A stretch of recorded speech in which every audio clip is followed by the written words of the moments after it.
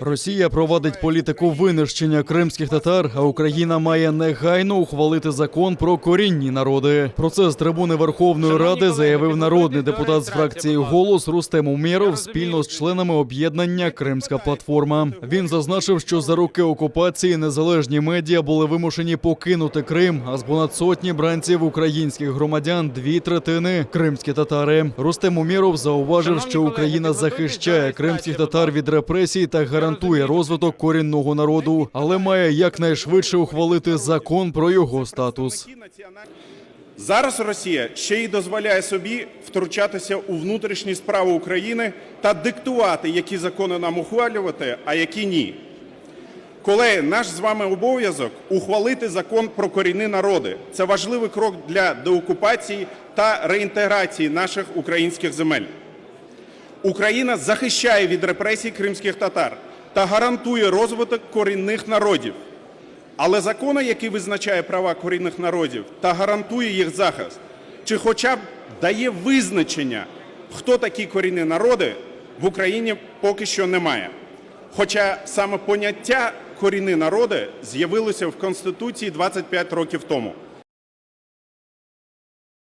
Україна набуде членства в НАТО через механізм ПДЧ. Про це йдеться в заключному комюніке за підсумками саміту Альянсу, що закінчився напередодні в Брюсселі. В тексті документа мовиться, що НАТО дотримається рішення, ухваленого в 2008 році на Бухарестському саміті, про те, що Україна стане членом Альянсу, а план дій щодо членства є складовою цього процесу. Рішення саміту також закликає український уряд рухатися шляхом реформ за допомогою річних програм партнерства. Генеральний секретар НАТО Єнс Столтенберг також зазначив, що країна-агресор Росія не має жодного впливу на прагнення нашої країни та рішення союзників. Наше послання в тому, що лише Україна та 30 союзників вирішать, коли Україна може стати членом НАТО. Звісно, Росія не має права голосу, вона не має права вето на прагнення своїх сусідів. Ми більше не повернемося до часів, коли панували сфери впливу, де більші держави вирішували, що робити меншим сусідам. Окупація частини території не завадить Україні вступити до НАТО, але слід подолати корупцію та реформувати державу. Так прокоментував підсумки саміту президент Сполучених Штатів Джо Байден. Їм все ще потрібно вичистити корупцію, відповідати іншим вимогам, щоб почати виконувати план дій щодо членства. Тим часом ми зробимо все, що в наших силах, щоб допомогти Україні у протистоянні російській агресії. І рішення залежатиме не лише від мене. Чи матимемо ми можливість визначити, чи може Україна стати частиною НАТО, це залежатиме від союзників і того, як вони проголосують. Президент України Володимир Зеленський привітав рішення Брюссельського саміту НАТО, але бажає конкретних термінів для зближення України з Альянсом. Втім, пообіцяв продовжувати реформи сфери оборони і безпеки, щоб досягти сумісності з союзниками. В інтерв'ю іноземним медіа глава держави також відзначив зміцнення підтримки України від західних партнерів і додав, що українські військові на Сході відстоюють ті ж цінності, що й союзники.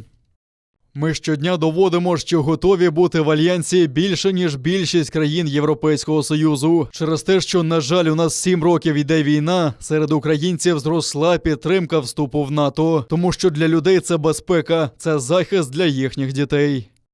Також країни-учасниці в спільному комюніке нагадали про невизнання окупації Криму Росією, засудили нарощування російських військ на півострові та біля східних кордонів України, закликали Москву не перешкоджати судноплавству в Азовському та Чорному морях та припинити переслідування кримських татар та всіх незгодних з окупантом.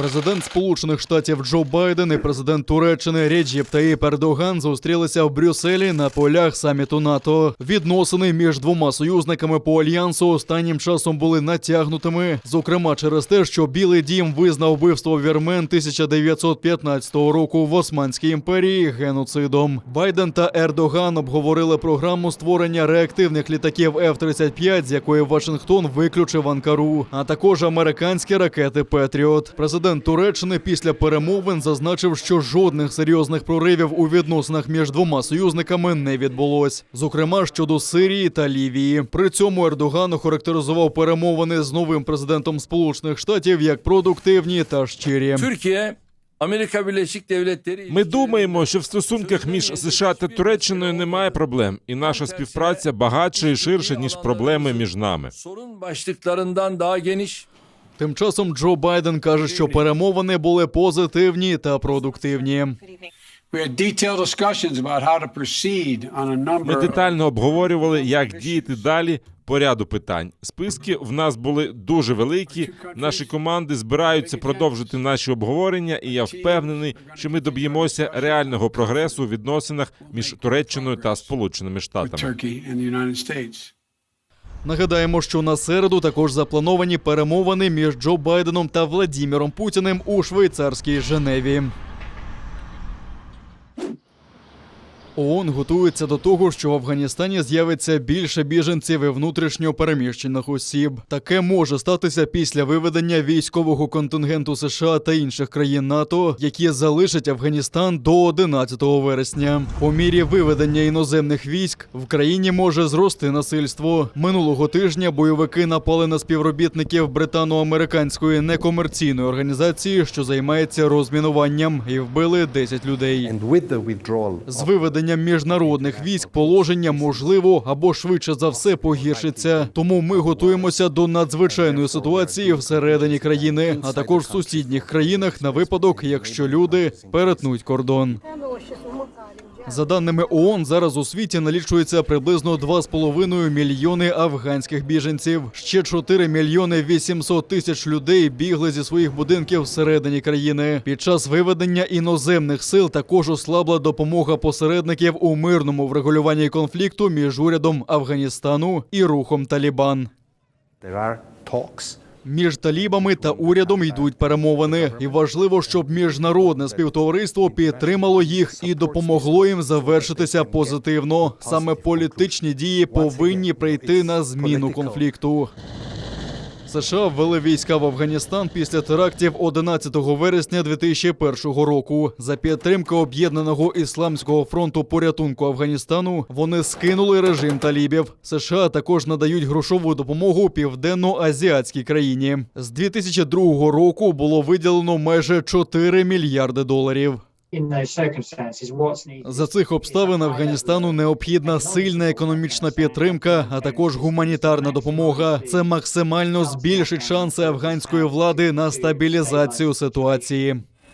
За даними ООН, гуманітарної допомоги потребують понад 18 мільйонів людей. Це майже половина населення Афганістану. Міжнародна організація закликала спонсорів виділити $1 мільярд 300 мільйонів у 2021 році. Поки вдалося зібрати тільки 23% цієї суми. До 11 вересня Афганістан покинуть 2500 військовослужбовців США і 7000 військових інших країн НАТО, а також Австралії, Нової Зеландії та Грузії.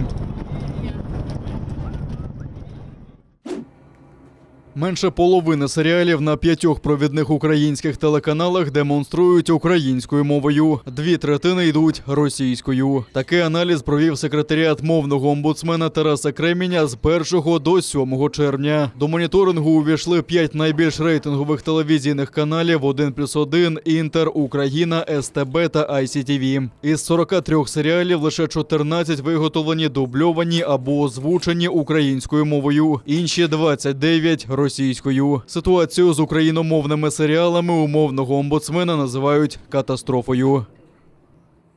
Ми провели цей аналіз, щоб засвідчити реальну ситуацію на українському телебаченні щодо мови фільмів, зокрема телесеріалів, напередодні 16 липня 2021 року, коли набуває чинності норма мовного закону про обов'язковість їх трансляції державною мовою. Це катастрофа.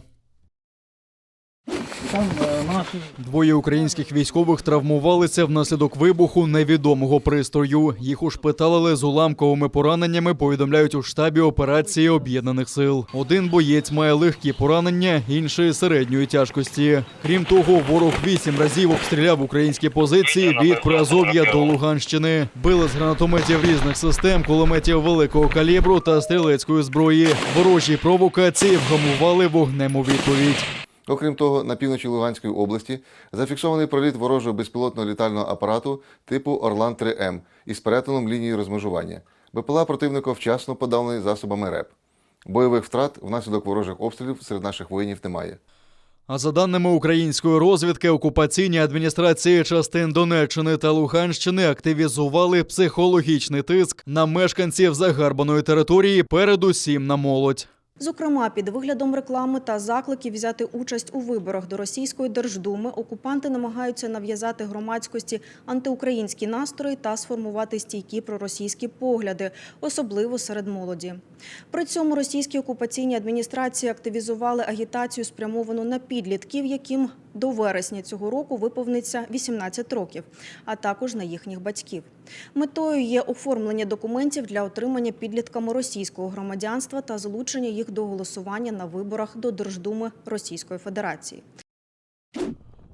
Працівнику захопленого Росією підприємства «Чорноморнафтогаз» оголошено підозру. Про це повідомляють у прокуратурі Автономної Республіки Крим. Чоловіка затримали під час проходження пункту пропуску Каланчак. За даними прокуратури, після окупації він продовжив працювати на захопленому енергетичному підприємстві на посаді інженера на плавучій буровій установці «Петро Годованець». Його звинуватили у порушенні порядку в'їзду-виїзду з окупованої території. За це він може відправитися до в'язниці на 5 років.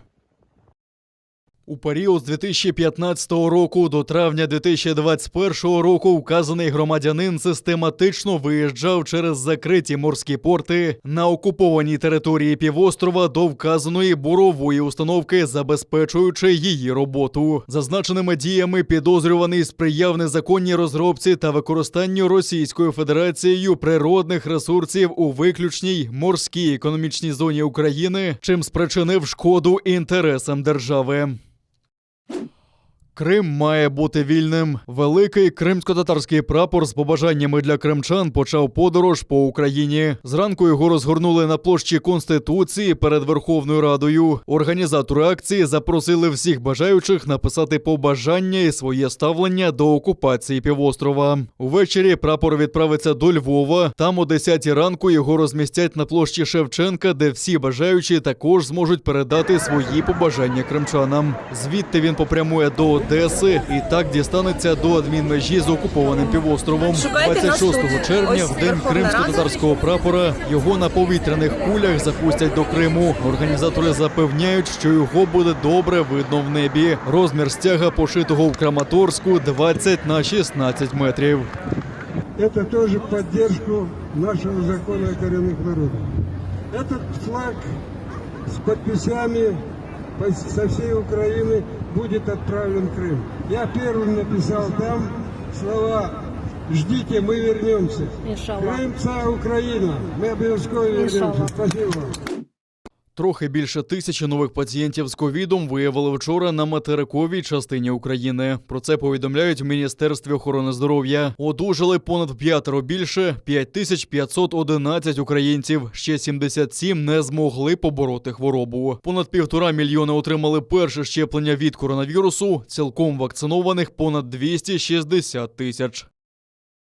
А окупований Крим готується до нових обмежень через зростання числа нових хворих COVID-19. Зростає і кількість важкохворих. За даними окупантів, півострів повернувся до зимових показників. Минулої доби COVID-19 підтверджений у 140 людей. При збереженні такої динаміки окупаційна влада обіцяє повернути всі обмеження, які були раніше, аж до найжорсткіших. Там побоюються, що з такою динамікою і напливом туристів місцеві лікарні не впораються з кількістю хворих.